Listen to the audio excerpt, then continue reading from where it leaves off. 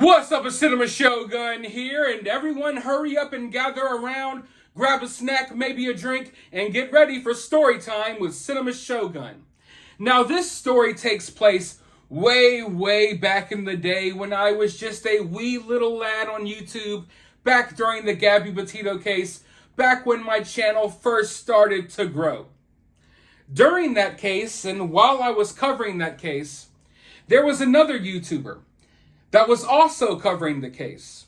And he was constantly putting fake information out there, constantly doing some really foul things. My first time running into this YouTuber was when he shared a photo of another deceased woman and pretended that it was Gabby Petito on an autopsy table. That really put a bad taste in my mouth about this dude. And then, I'm sure a lot of you all know about this one. This same guy, he goes and he finds some random video on Instagram. He shared it and pretended as if it was Brian Laundrie accidentally going live, showing that he was on a boat on the water. And that made the internet go nuts. That made the internet go crazy. This guy and this guy alone was responsible for a lot of the conspiracies and wild theories that were floating out there during the Gabby Petito case. So eventually enough became enough for me, because I was constantly, people sending me his videos. Hey, did you see this? Did you hear about this? And I was spending so much time out of my day having to tell people, no, this is fake. This is not real. And I got a lot of pushback for it as well, because back then, I believe I had maybe around 26,000 subscribers. And this dude had like 200,000. So when I called it out, people felt like I was hating on him because he was a bigger channel. But I was just telling people, hey, Brian Laundrie didn't accidentally go live. That's a fake video. So I got a lot of pushback back then. And after calling this dude out, I noticed that he literally started trying to copy my style. Back then, I used to do my videos with my two dogs. And I guess after calling him out and him noticing who I was and him seeing the success of my videos, he went out and bought a dog.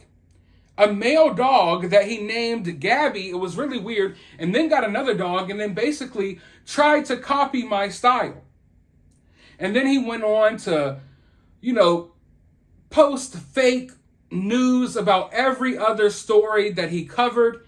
It got to the point where if I was covering a story and I noticed that he started talking about the same topic, I would just drop that topic altogether, because I just did not want to be covering the same stories as him. Because when you do, you constantly get sent these fake news articles that constantly are fake, fake news and clips of what he said, and it's all fake, bogus BS. And you would just spend half your day having to sift through all of that nonsense in your inboxes.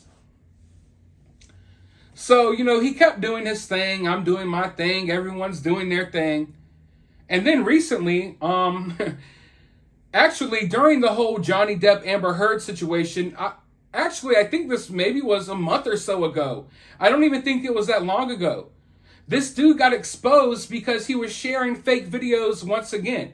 He shared a fake video of Amber Heard taking a poop in the middle of the street. He shared a fake video of, I believe, what was supposedly Amber Heard fighting and getting into arguments and all of this. And all of it is fake. All of it is weird fake stuff. This guy goes and he gets audio clips online from random stuff, and then he'll add it to a video, and it's just next level weird stuff that this guy does. So now let's bring it to today. I noticed recently that this guy started covering the Idaho 4 case. And a lot of people have been reaching out to me asking me to cover the Idaho 4 case. I get messages about it every day. And even though the case is really interesting and I've been looking into the case, I've refrained from covering it because at the time when this case started taking off, I was in the middle of covering the Quentin Simon case. I started covering the Shanquella Robinson case. And I just got a lot going on, and I don't want to take on another big story, let alone I already saw the writing on the wall, and I already knew that this case was going to go completely bonkers. Because this is the most popular true crime case right now. It's what everyone's talking about.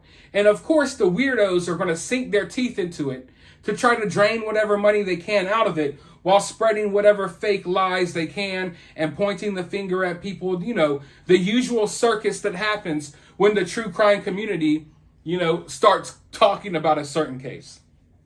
So I kind of fell back and I've just been watching, spectating, even though there are really interesting things that I would like to talk about, things that I would like to touch on.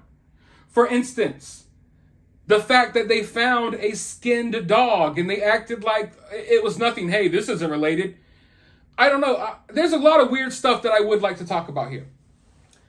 But I've refrained from doing so, and I noticed that this dude started covering the case. So I already knew we were going to get some type of fake something. Well, let me go ahead and say this. Shout out to Icked Mel. If you haven't already, go watch Icked Mel's latest video because he exposes this dude. But not only does he expose this dude, he exposes how he creates these fake videos and fake evidence. And now he's gone so far as to even fabricate already existing news articles to make them look as if they're real while he's live streaming. He's taken everything you thought you knew about the horrible people in the true crime community and he's elevated it. Not only do we have the hecklers, not only do we have the conspiracy theorists, now we have some dude that will go so hard to spread a lie about a case that he will fabricate a news article and he will create fake videos just for the hell of it. Honestly, this guy's got over 200,000 subscribers. I think that he could get views just covering the case. But instead, he constantly, there's something off in this guy's brain or something. There's this need that he has. This undeniable need that he has to just spread fake news about stuff purposely. I'm not talking about, he shared some speculation that turned out to be wrong. No, he literally goes on the internet, grabs videos, and then grabs audios from random stuff, combines it together, and it's really out of this world. It's really out of this world. He goes so hard just to lie. And I would suggest that you go over and watch Icked Mel's channel or go watch his latest video because he breaks it all down how this guy does this. But long story short, this guy went and found a video of, I believe, a woman that was getting attacked, a woman that was in a DV situation.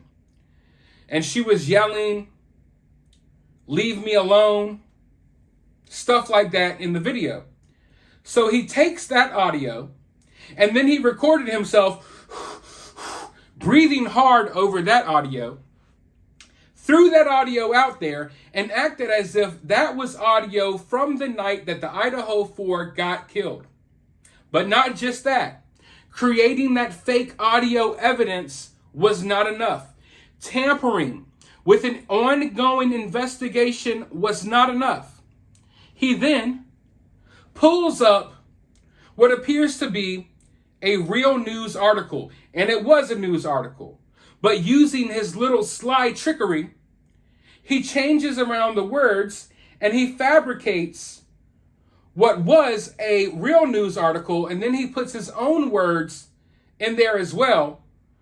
So his words that he added to this news article back up the audio that he posted.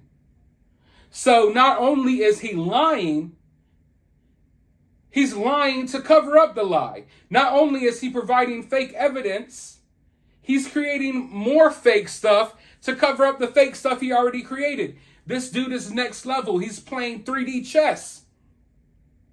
It's really, really bizarre to me that people would go this far, that people would take it so far as to create a fake news article just to lie about some young people who got murdered.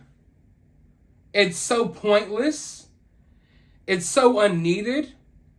And this is the type of stuff you have to deal with every day while covering one of these cases. And that's why YouTubers, the ones who are fair and honest and try to do a good job and try to do it and try to tell the truth, that's why you're noticing these YouTubers starting to call this stuff out. Because it's getting to a point where it feels almost as if we can't even coexist with these people anymore. Because they're going extremely too hard to just ruin everything. You know, Mel made a really good point in his video. He said something along the lines of, when you call these liars out, all it really does is make them a better liar. Because I've noticed this guy that we're talking about, there's no shame in his game.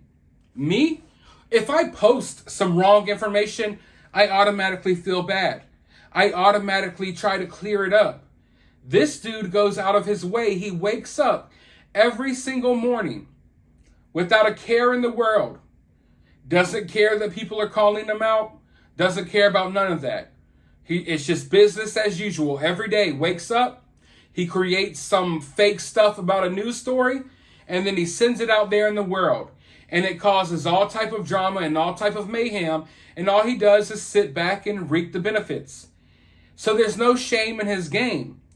And calling him out, like Mel said, it only makes him a better liar. Because now he's reached like Super Saiyan liar level. Like a whole new transformation.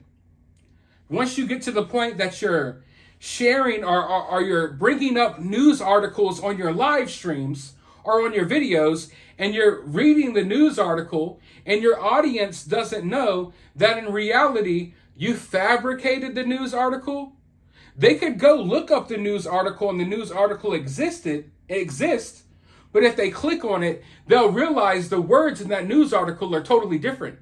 There's paragraphs missing because this YouTuber is adding paragraphs to news articles, and he's bringing them up like he's just, reading a news article straight off of Google, when in reality, he's reading some stuff that he typed himself just to trick you about a true crime case. If you ask me, this goes beyond just grifting. I know a lot of people will be like, of course he wants to clickbait and make money. I understand that. But this has to go beyond just grifting. This is like some pathological liar type stuff. This is like a personality disorder on full display for everyone to see. And I honestly kind of feel bad for the dude. And what I mean by that, I feel bad for the guy from the standpoint of like, I doubt he has any friends or loved ones around him. Because when you're this type of pathological liar, you tend to push people away. And people like this, I believe they become like this from not having enough human interaction. You know what I mean? Like, on a daily basis, if you're interacting with human beings, it molds you in a certain way, right? Sometimes you become your environment. The environment molds you into who you are sometimes. Social interactions, they don't dictate who you are as a person, but they can mold who you are. And I feel like this dude hasn't interacted with enough human beings in life to realize that human beings are turned off by complete liars.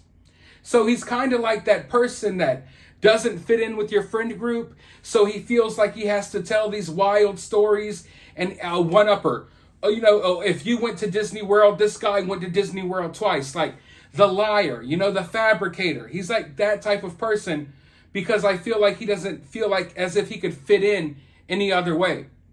His way of trying to fit in this space on YouTube is, I must lie about stuff for people to care about me or something. I don't know. I really do think that we could boil it down to some type of psychological issues with this dude because he's like a serial offender. It's constantly.